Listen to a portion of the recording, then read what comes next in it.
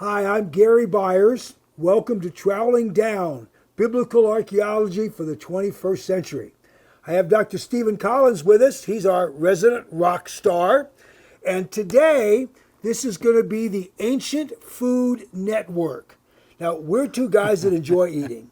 And, well, that's an understatement. We really do. And so there are two vessels that both of us have a great appreciation for when we dig. We love finding them. They're unique, they're special in a bunch of ways about them. They're different.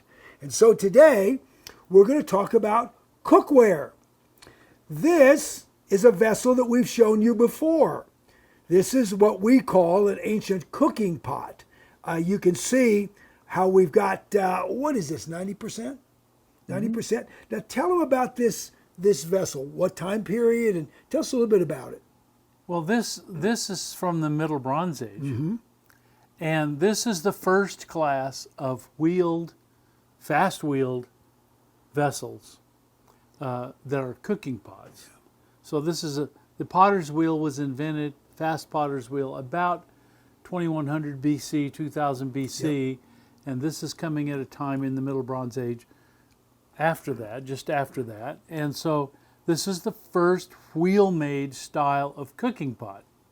Now, most of them don't have a handle. Correct. But a few do, and this one does. But you can see it's got a nice, what we call an everted rim.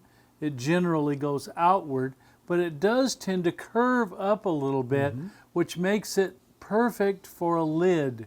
Yeah. Now, I don't know why, Gary, but we don't find very many lids. No. So maybe the lid was made out of a reed or a basket or something like that. Yeah. But we don't normally have it. You can see on the outside, the inside's very reddish because it gives us the color of the original clay. On the outside, it's very blackened, and this is the soot from the cooking fire, from the taboon oven, we call it, taboon in Arabic. And so you can see that it was used to sit on a fire, usually a beehive type oven, a clay beehive type oven. Here in New Mexico we call them an horno. Yes. Okay, with a little hole for fuel and then a little hole in the top to sit the cooking pot, or you could bake inside. Yeah. So this one, you're baking down inside and you'd be cooking up top. And so this one, with only one handle, that one handle doesn't do you much good when you're taking this off the fire. No. So this everted rim, you could actually use a stick or something on both sides to help pull this off away from the fire, and that's why that everted rim. And then when they stop everting rims like this, then they have to make sure you got double handles on these cooking vessels. Of course, with this one, you only need one stick. Because you got a handle on one side, and maybe they use a pot holder. Yeah, maybe they had one. Yeah, pot holder. So see the wide mouth, the wide top, the wide rim.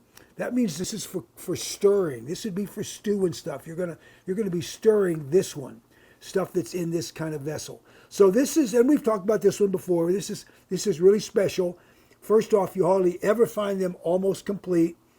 We had this in pieces, and you got it in your head. You're going to see how far you could take it.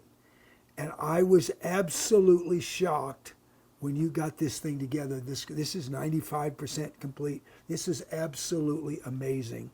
And so this goes back, 3,700 years. This is an amazing piece of pottery, and we love it because the kind of clay, the material, the way it looks, and of course it has to do with food. So this is one of our favorites, and we love it. And we know that cooking pots from this point forward in time, all the way through the Late Bronze and the Iron Age, used this style of fabric.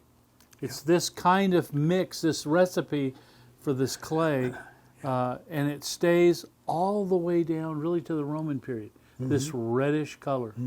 Yeah, it's really unique, and so you can spot it easily when you're excavating, and it's one of our favorites. But we have another favorite. And I don't know why it exists. If you have the wheel and you can make cooking pots like this, and of course we have about maybe 15 or 20 different styles of this vessel, type of vessel. But there's another type of vessel. Well, let's just say it isn't aesthetically mind-blowing. No, no. In fact, it's kind of homely. Handmade and homely. And it is handmade. But it's probably not even being made, we think, by potters. Probably being made by the cooks themselves, going down and getting silty clay from the surrounding wadis, gullies or whatever, and coming up to the kitchen and making, and maybe, Gary, do you think even firing them inside the taboon? Yeah. Just very lightly fired. Sometimes they're so lightly fired that they break, snap apart real easily. Now, they have some features that they all share, most of them. Now, I've seen a few that don't, but most of them have this sort of, we call it a pie crust decoration, and you can see why. I mean, we've all bought a pie at the store or made a pie at home, and you recognize this thumb impression going around, and so we call this a pie crust decoration. So it's handmade. You can see it's sort of lumpy, bumpy, and has this pie crust and a flat bottom. Yeah, now the flat bottom, this, as you can see, this one's all been reconstructed. And the flat bottom is, you can see the little bits of it here. We've got more of it down in the bottom here of this tray. But we can't connect it all, but we will eventually put it back together by adding some additional clay. So this is that vessel. This is a smaller size. So the base is right here. So here's the bottom. You can see the part right there. So this is the bottom. So it's not a very large vessel. And we have no idea what kind of food was cooked in this, but there are so many of these. Dozens and dozens of them, and each one is like a snowflake. Yeah. It's different from every other one. Each has its own distinct features. Even though there's some general things that are the same, so much about each one is distinct. The pie crust will be a little bit different, sometimes very sloppily made, sometimes very crisply executed, beautifully done. So, and they come in small and very large and everything in between. So, quite diverse. So we'll let him just sit there. But what in the world do you cook in this? You know, and I would think it's so fragile, Gary. These, even when they were complete, before they were broken, they were so fragile that you can't imagine stirring anything in them or cooking anything in them that will require any kind of jostling or movement. It almost seems like whatever you cook with this, and because of the flat bottom, you know, there's a hole in the top of the oven, which fits the round bottom of a cooking pot like this. So this standard wheeled cooking pot would just sit on top of the oven. This looks like it belongs inside the fire. Mm-hmm. So maybe the fire is pushed up, kind of like you cook a pizza. You know, see a pizza oven today. You push the fire off to the edges, and the pizza goes in the remaining space on the floor there. And maybe this is the same. It just goes right in and sits on its flat base, and whatever is in here now. You know, I don't think it's a souffle. I don't think it's anything quite that sophisticated, but it's a mystery what goes in these. I don't think anybody really knows. Now, there certainly are a lot of speculations, I'm sure, but nobody really knows what they're cooking. It seems to me like it's not going to be something that's like a stew or wet. Yeah. You need a wheeled, hard-fired pot to do that. And you're going to stir your stew. So what gets cooked in this? I don't know. Baked apples. You know, I have no idea. Maybe it's a fig dessert. Maybe it's just chunks of meat Yeah. that are not really stewed up, but just placed in there to sort of braise them, or I don't know, but they're unique. All right, so here's a relative. This is be a near cousin, sitting right here. Very very similar style. Now this is much bigger. Yes, this is a larger one, and it's pretty finely made. This is a pretty nice one. So this piece is all we have. Actually, you can see here there's two pieces that were glued together, and we don't know where the rest of this one is. Now, I believe both of these came from the palace. Yes. So we have a Middle Bronze Age palace, and that means the Canaanite period in the Holy Land. So this is and down in the valleys, it would have been the Canaanites. In the mountains, the Bible says Amorites, but the Canaanites were in the valley. So this was a Canaanite cooking vessel that they used in 1700, 1800 BC in that time period. So this is another one that's similar, and so it's the same vessel. We don't know how they were used. We don't know that stuff. So that would just set him in there. And then here's a relative that we absolutely love. Features are quite similar. You've got the pie crust on the top. This one's just off the rim. This one's really on the rim. That one's a little off. But the thing about this one is look at the shape of the vessel. We would call this, in archaeology, we call this a whole mouth vessel, because it comes up the shoulder. There's no neck. It just comes up, and it's the rim. No particular fancy lip or anything. It's just a very simple vessel, and the hole and the entry is all just a hole. Yep. And the thing about these whole mouth vessels is they really went out of fashion once this fast pottery wheel came into being. In fact, we've had many of our colleagues in the archaeological world tell us that there really aren't any much past the intermediate Bronze Age. Yeah. So you get past 2000 BC and they just sort of go extinct.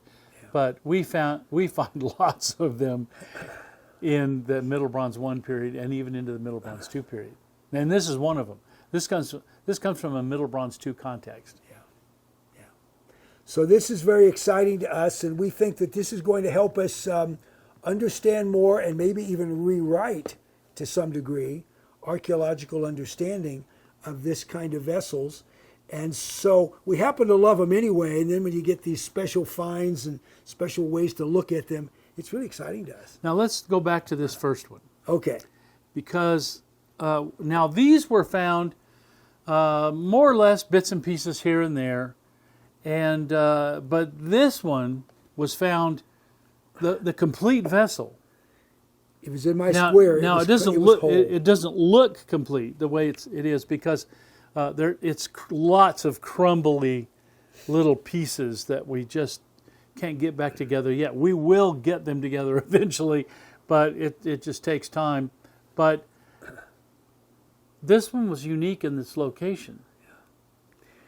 It was in my square, and we were digging down. We hadn't reached the floor yet.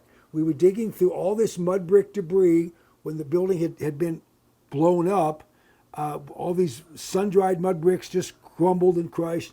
And as we're digging down through, first off, we had this white line, this vertical white line going down. And then right next to the white line... I think we have a picture of that. We do. And we'll put the picture on the screen now so you can see it. So you see the vertical white line. And then next to it was, and I think it was the base was sticking out. I think it's the base is what we saw first. It was like this. Out. It was like this up against, here's the wall, and this was like this, kind of in that position up against the wall. But the interesting thing about it was, it wasn't on the floor, was it? No. About 1.5 feet, 2 feet off the floor. Yeah. So first off, tell them what that, because I asked you, I had to ask, I'd never seen it before. I said, Steve, what's that vertical white line doing there? Where'd that come from? And so you said, well, Gary, it's... the plaster on the wall. I'd never seen... It's a plaster coating on the wall. So they had cut through it horizontally like this. And so there was that line. That was the wall, and that was the plaster on the wall. And this cooking pot was airborne for lack of any term, a better term, airborne and broken, but in place. Now it was all smashed, but it was all there. It was. But in place, a couple feet off the floor, against the wall. So when he said, and this was white lime plaster. I'd seen mud plaster, but I'd never seen white lime plaster before. And that's what that is. So then I had this great thought. Okay, there's a wall here. On this side, I got this vessel sitting right next to the wall, and on this side, I don't know what it is. Which side's the wall? And I had this epiphany. The vessel must be on the non-wall side, and the wall must be on the other side. And we scraped it, and sure enough, there are all these mud bricks. So it was just the most exciting find, and it was all together. But as we pulled it out, it just crumbled, and we saved every piece. In fact, there are scraps of pieces that we've got in here, Yeah. and we'll try to use them the best we can. Little bitty, teeny pieces. This is 3 or 4 pieces we put together, but we can't quite connect it We yet. got the base, and Yeah. so we'll do the best we can with it. But these are wonderful vessels from the ancient world, and we're so excited. Now we call this one a cooking pot. This rounded bottom, this wide mouth. Our term is called. We call this one excuse me, a casserole. And you described how it might have been used. You like to refer to this one as the flying casserole. Because it was in midair. Yeah, in the destruction matrix, off the floor, smashed up against a southwest-facing wall. Yeah. And we've talked about the destruction, the directionality of the destruction, the explosion that destroyed the Middle Bronze City of Sodom at el-Hammam, and that horizontal movement is going from the southwest to the northeast. So any southwest-facing walls would catch this flying debris, and this was amidst the flying debris, and it lands and smashes and breaks up against the wall. And there it sat for around 3,700 years until you excavated. Yeah, it was fun, and archaeology is fun, and we're going back again in January. Yeah, I just talked to Glenda in our office today, and she said we're now over 100. Over 100 people. We're over 100 people, which is going to be, this may turn out to be our largest team ever assembled. I know we had 120 one year, but that was 90, actually the count was 99, not including the staff. Yeah. So we may actually exceed. Get right up there. Yeah. So is there still room for people to join us? Oh, absolutely. So if somebody wants to join the excavation in January, February, and March, and by the way, we're staying at the Movenpick 5-star resort, Movenpick, a Dead Sea spa. It's like heaven. Oh yeah. Well, not quite, but well, yeah. Heaven on earth. Anyway, heaven in Jordan. It's a fabulous It's a beautiful property. place. The prices are stunningly incredible, So amazingly incredible. So if you want to find out more about it, digsodom.com is the place to go. We'd love to have you join us. Be among the 99 plus that are going to be with us this next year. Thank you for joining us today. Thank you for indulging us with one of our favorite subjects, food, or at least vessels where you cook the food. And Don't forget the Flying Casserole. Don't forget that. That's a really special one. Thanks for being with us. God bless you.